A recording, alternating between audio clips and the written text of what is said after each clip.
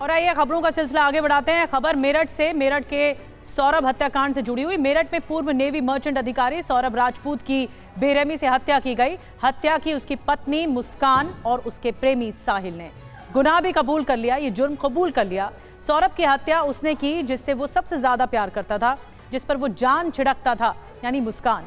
लेकिन उसको प्यार के बदले खौफनाक मौत मिली सौरभ राजपूत को। इस घटना के बाद से लगातार कई राज खुल रहे हैं हर रोज, और आज जो खुलासा हम करने वाले हैं वो आपको सन्न कर देगा। ये खुलासा किया है एक ड्राइवर और सौरभ के दोस्त ने। खुलासा जुड़ा है मुस्कान के माता पिता से जुड़ा हुआ, और वही माता पिता जिन्होंने मुस्कान के कबूलनामे के बाद और पुलिस के सामने ये कहा, उसका सरेंडर करवाया, और कैमरे पर अपनी कातिल बेटी को फांसी की मांग करते हुए भी माता पिता दिखाई दिए। लेकिन अब जो खुलासा हो रहा है वो हैरान करने वाला है। शक की सुई की जो दिशा है वो अब बदलने वाली है इस पूरे केस में। तो सवालों के घेरे में आरोपी मुस्कान के अब माता पिता भी आ गए हैं। रास्ते में मुस्कान की माता पिता से कई बार बात हुई है। ड्राइवर ने बताया है गाड़ी से उतरकर 20 से 25 मिनट बात होती थी।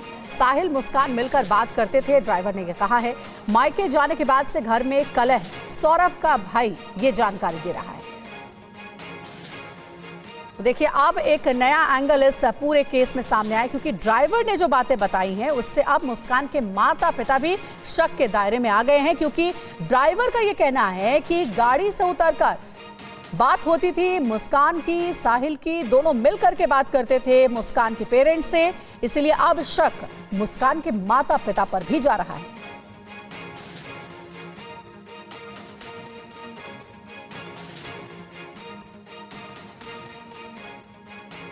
सभी परेशान थे उससे, मोहल्ले वाले क्या सब क्या सभी पूछते, सभी परेशान थे उससे। हमारा क्या, हम तो थे अंदर, वो तो गली मोहल्ले में भी खड़ी हो के इतनी गंदी गंदी गाली देती थी कि पूछो मत। जरा शांति रहे, घर में बनी रहे। हमने ऊपर कमरा भी दे दिया रहने के लिए, सब कुछ कर दिया। और क्या करते, क्या करते उसके साथ? खाना हम बनाते, कपड़े हम धोते, सब काम हम करते उसका। जब भी उसको रहना नहीं आ रहा था, जब भी रहना नहीं आ रहा था, लड़ लड़ के मैं तो अलग रहूंगी, अलग रहूंगी। मैंने कहा भैया तू भी जा, इसे भी ले जा। क्या करते, गाली गलौज करती थी वो बहुत। किसी भी बात पे चालू हो जाती थी, बर्तन फेंकना, अपनी बच्ची को मारना, ये सब वो बहुत परेशान करती थी। जब से वो उनके घर जाने लगी है ना 3-4 महीने के बाद, उसके बाद से ही अपने माँ बाप के घर, जब इसे उसके जो है लड़ाई झगड़ा चालू हो गया। जगह एक मंदिर का एक मूर्ति नहीं रखी हुई उसके कमरे में। होली के त्यौहार पे मैं अपने घर आया था, तो मैंने सीधे स्वभाव आंटी से पूछा कि आंटी सौरभ कहाँ पर है, वापस आ गया कुल्लू मनाली वगैरह घूम के? तो कह रही कहाँ, अभी तो वो वहीं घूम रहा है। तो ये मैं आपको होली के दिन की बात बता रहा हूँ, जबकि ये इंसिडेंट उसके साथ 3-4 तारीख के आसपास हो चुका ऑलरेडी डेथ का। तो इसका मतलब वो उसका फ़ोन ले जाकर उसको पूरी तरह से एक्सेस कर रही थी, लोगों को ये गुमराह कर रही थी कि ये जो है यहाँ पर ऐसा घूम रहा है हमारे साथ में। और सब लोगों को, पूरे जो भी उसके दोस्त यार जितने भी उसके साथ कनेक्टेड हैं सोशल मीडिया पे, सबको ये आभास रहे कि सौरभ तो वहाँ घूमने गया है। हो सकता है उसके बाद ये कुछ नई प्लानिंग बता देते कि वो तो वहीं रह के मर गया या कुछ हो गया, गुमराह हो गया, फोन वहीं छोड़ आती। और इस बीच आप बता दें आपको कि मुस्कान के कैब ड्राइवर अजब सिंह का क्या क्या खुलासा अब तक सामने आया है, आपको सुनवाते हैं। अजब जी, आपको पता था कि ये सारी चीज़ें जो हुई हैं? ना कोई आइडिया नहीं, कोई आइडिया नहीं था मेरे पास। कोई जो बुकिंग उसका जो कांड हुआ उसको मालूम नहीं था मुझे। बस मेरे पास तो सुबह ही कोई 10-11 बजे फ़ोन आया था विकास भैया का, नो बुकिंग है दिल्ली चुंगी की, मैं जाना मनानी, बाहर 8-10 दिन का काम है, मैं 10 दिन बाहर चला जाऊँगा, मैं 10 दिन चला जाऊँगा मैं बाहर। अच्छा, इस बीच पूरे समय पे आपको क्या लगा इन दोनों की बातचीत करके कि इन्होंने किसी हत्याकांड को अंजाम दिया? ना मुझे कोई मालूम नहीं था हत्या का। फिर वहाँ से जब यूपी में घुसे, अपने बॉर्डर में, बॉर्डर पार करके यूपी में घुसे, उनके भाई ठेका देख लेना, मगर मुझे बियर पीनी है। मगर ठीक है भाई, जगह ठेका मिलेगा मैं रोक दूंगा। वहाँ से बियर पीते हुए आए दोनों। मैंने तो उधर से देखी लड़की नशा कर रही थी। हाँ, अच्छा, लड़की भी नशा कर हाँ, रही थी? उसने मेरा क्या कैन पी वहीं गोड़ खोल के गाड़ी में ही। अच्छा, हाँ जी।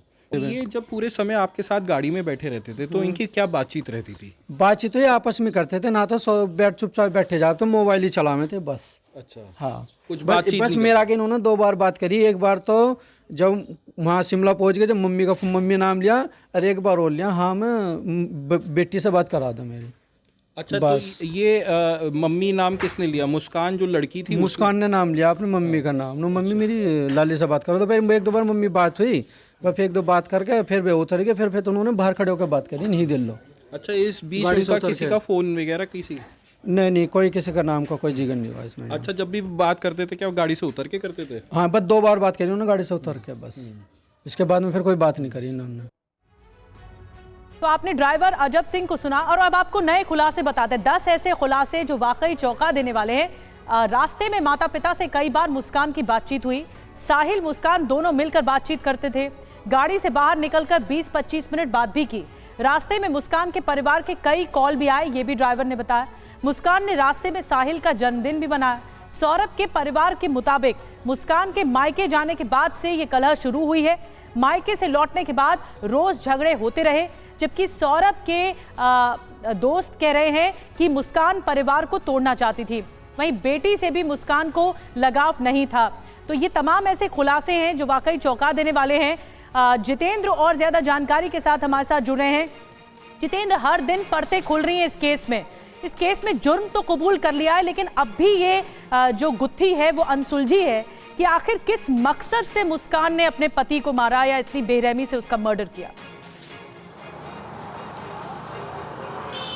जी बिल्कुल, देखिए मेरठ पुलिस के तमाम आला अधिकारियों से हमारी भी बात हुई, जिसमें उनका साफ तौर पर कहना था कि आरोपी तो पकड़े गए हैं, यानी कि मुस्कान और साहिल दोनों की गिरफ्तारी कर ली गई है। आलाए कत्ल यानी कि वारदात में इस्तेमाल हथियार भी बरामद हो चुका है, लेकिन अभी भी जो वजह है वो असल वजह सामने नहीं आई है। पुलिस 2 वजहों के अंदर कंफ्यूज है, यानी कि जो मोटिव है वो 2 पुलिस के सामने, एक तो फाइनेंशियल क्राइसिस और दूसरा अवैध संबंध। तो इन दोनों एंगल पर पुलिस अपनी तफ्तीश को आगे बढ़ा रही है, लेकिन अब तक की जो पूछताछ हुई या अब तक जो बरामदगी हुई, जो तमाम कड़ियां हैं वो सीधे तौर पर अवैध संबंधों की तरफ इशारा कर रहे हैं। और यही वजह है कि पुलिस अब आगे इन दोनों को रिमांड पर लेकर कोशिश करेगी, इनसे पूछताछ करने की, इनसे आगे की जो जहाँ इन्होंने मूव किया वारदात को अंजाम देने के बाद, उन तमाम जगहों पर इनको ले जाकर तमाम एविडेंसेस कलेक्ट करने की। तो पुलिस की तरफ से अभी भी पुलिस का कहना है कि जाँच हर एंगल पर की जा रही है, चाहे माँ बाप की इन्वॉल्वमेंट को लेकर हो, क्योंकि जिस तरीके से खुद अजब सिंह ने सवाल खड़े किए कि जब भी मुस्कान की माँ का फ़ोन आता था, मुस्कान बाकायदा गाड़ी से उतर कर बात करती थी, तो कुछ ना कुछ मुस्कान छुपाना चाहती थी। तो ये वो तमाम एंगल हैं अब जिन पर पुलिस अपनी तफ्तीश को आगे बढ़ा रही है। जी बिल्कुल जितेंद्र, अब माँ बाप के एंगल से भी पुलिस जांच को आगे बढ़ा रही है कि क्या मुस्कान का साथ उसके माँ बाप ने भी दिया सौरभ का मर्डर करने में। शुक्रिया आपका जितेंद्र हमारे साथ जुड़ने के लिए। और देखिए एक और अपडेट है, सौरभ की पोस्टमार्टम रिपोर्ट से खुलासा हुआ है कि धारदार हथियार से सौरभ का दिल चीरा गया। सौरभ के दिल पर 3-4 गहरे वार हैं और रिपोर्ट में यह भी है कि दिल पर हमले के बाद गर्दन पर भी हमला किया गया। और अब आपको पूरी पोस्टमार्टम रिपोर्ट की डिटेल बताने जा रहे हैं। पहली बड़ी बात कि क्रूरता से हत्या के बाद शव के कई टुकड़े किए गए सौरभ के। दूसरी बड़ी बात कि दिल पर 3 बार ताकत से गहरे वार किए गए हैं, ये बात रिपोर्ट में है। तीसरी बड़ी बात, धारदार लंबे चाकू की मदद से टुकड़े किए गए शरीर के। चौथी बड़ी बात, दिल चीरने के बाद गर्दन और हथेली भी काटी गई है, ये भी जानकारी रिपोर्ट में है। पांचवी बड़ी बात, शव ड्रम में घुसाने के लिए 4 टुकड़े किए गए। और छठी बड़ी बात, ड्रम में सीमेंट और पानी भरा गया था। वहीं सीमेंट जमने से शव की दुर्गंध कम थी। सदमा और खून बहने से सौरभ की मौत हुई है, ये बात पोस्टमार्टम रिपोर्ट में डिटेल में बताई गई है। और सिर्फ इतना ही नहीं बल्कि सौरभ के दोस्त अक्षय अग्रवाल ने भी खुलासा किया है कि परिवार को तोड़ना चाहती थी मुस्कान। सौरभ से प्यार नहीं करती थी मुस्कान, ये सौरभ के दोस्त अक्षय ने बताया है। देखो, एक दिल दहलाने वाली घटना तो हमारे दोस्त के साथ, भाई के साथ हुई है, जिसका मुझे बेहद खेद है।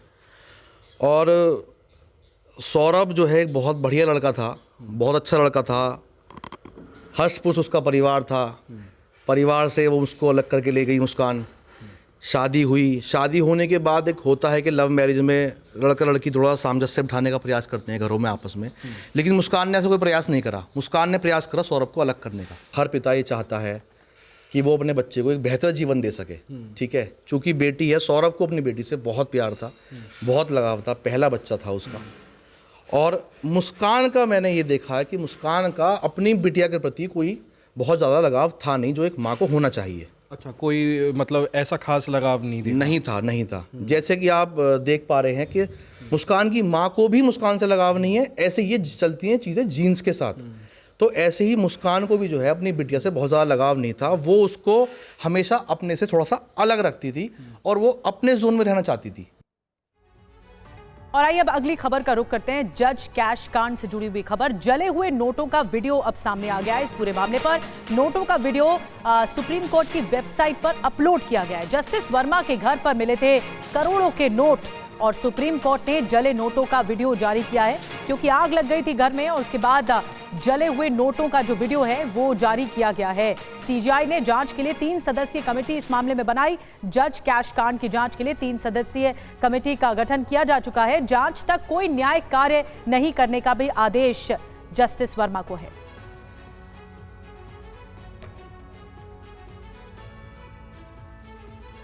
तो वीडियो में क्या सबूत है अब आपको हम वो बताते हैं। पहला सबूत, जज के घर मिले नोटों के बंडल का वीडियो जारी किया गया।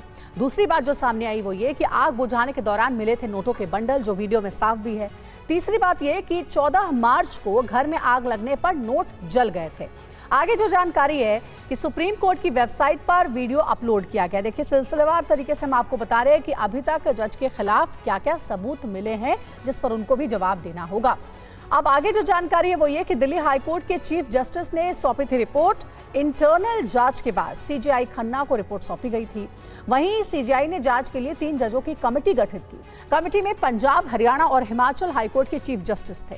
कमेटी में कर्नाटक हाईकोर्ट की जज भी शामिल थी। जांच तक कोई न्यायिक कार्य नहीं करेंगे जस्टिस वर्मा। और जस्टिस वर्मा की सफाई भी जारी की गई है, यानी उनकी तरफ से साफगोई पेश की गई है। जस्टिस यशवंत वर्मा ने ये कहा है कि कैश मेरा है ही नहीं। स्टोर रूम जैसी जगह पर इतना कैश रखना अविश्वसनीय है। आरोप लगाने से पहले जांच होनी चाहिए, ये जस्टिस वर्मा ने अपनी सफाई में कहा है।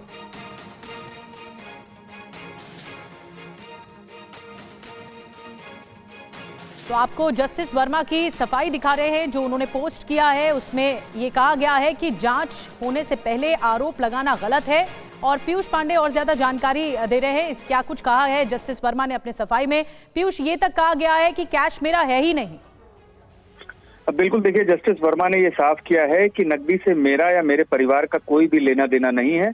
और एक बात उन्होंने अहम कही है कि जिस दिन ये घटना हुई, यानी कि 14 मार्च को जिस दिन होली थी, उस दिन रात को जब आग लगने की घटना हुई तब वो दिल्ली में थे ही नहीं, वो मध्य प्रदेश गए हुए थे।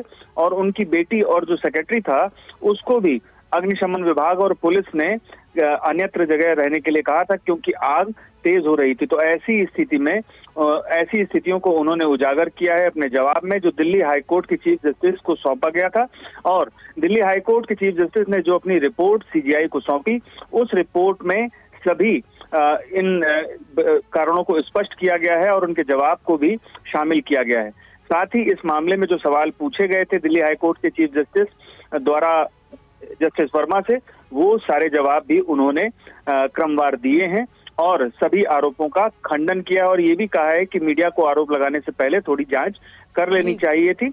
इस मामले में अब जो फर्दर प्रोब है वो 3 हाईकोर्ट के जो चीफ जस्टिस हैं उनकी कमेटी करेगी और इस दौरान फिलहाल जस्टिस वर्मा को न्यायिक कार्य से अलग रखा गया है।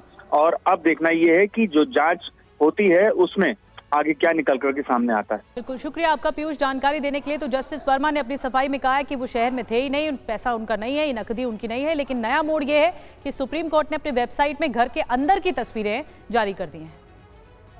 और अब अगली खबर है बिहार से। बिहार के सीएम नीतीश कुमार की इफ्तार पार्टी का विरोध हुआ। 8 मुस्लिम संगठनों ने किया है इफ्तार का बहिष्कार। सीएम को पत्र भेज करके विरोध जताया गया है। वक्फ संशोधन बिल के समर्थन की वजह से बहिष्कार किया गया है। वक्फ बिल पास होने पर जेडीयू जिम्मेदार होगी, मुस्लिम संगठनों की ओर से कहा गया है। देखिए, 3 तस्वीरें आपको दिखा रहे। पहली तस्वीर, जो इफ्तार का निमंत्रण पत्र था उसे इनकार कर दिया है जाने से मुस्लिम संगठन ने।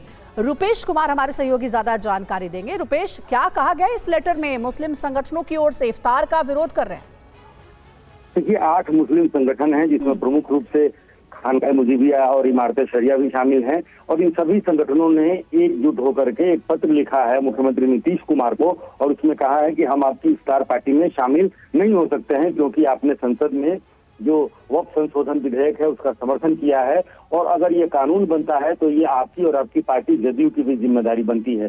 26 मार्च को इन्हीं संगठनों ने बिहार में धरना प्रदर्शन का आयोजन किया है और उसके पहले इस वर्ष बिहार में चुनाव होने हैं और चुनाव से ठीक पहले नीतीश कुमार के लिए मुस्लिम संगठनों की नाराजगी एक बड़ी परेशानी का सबब बन सकती है, क्योंकि नीतीश कुमार हर मंच से कहते हैं कि हमने मुसलमानों के लिए बहुत काम किया है। चाहे वो बिहार विधानसभा में जब भी वो खड़े होते हैं बोलने के लिए, वो महिलाओं और मुसलमानों पर खास फोकस करते हैं और ये गिनाते भी हैं कि उन्होंने मुसलमानों के लिए क्या क्या काम किए हैं। और ऐसे समय में जब चुनाव सर पे है और ऐसे में अगर मुस्लिम संगठनों की नाराजगी इस तरह से सामने आएगी कि वो स्टार पार्टी का बहिष्कार करते हैं, तो ये निश्चित रूप से जेडीयू के लिए, नीतीश कुमार के लिए एक परेशानी का सबब है।